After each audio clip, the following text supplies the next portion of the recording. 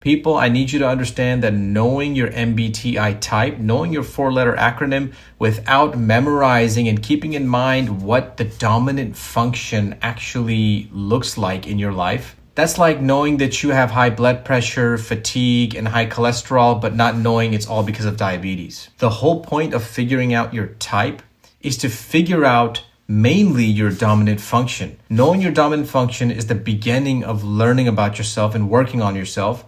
Knowing your four-letter acronym without getting an understanding of the dominant function is definitely putting the cart before the horse. Step 1 is to know your dominant function and understand it. And step 2 is to worry about your acronym.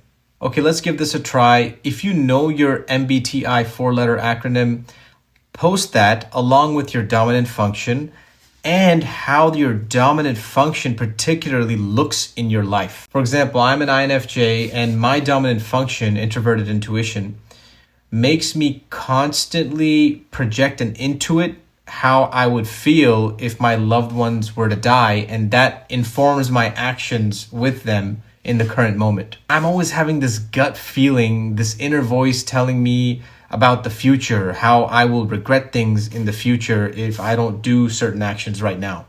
Let me give you a scenario of how this actually looks in my life. If there's a loved one, even if they're a little bit further away from me, if they're sick and in the hospital, I will spend my time and energy to go visit them because I know that if they died, I would regret not visiting them for the rest of my life.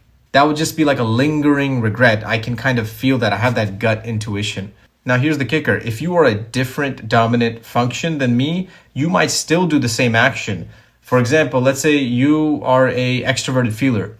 You might also go visit your loved ones when they're in the hospital, when they're sick.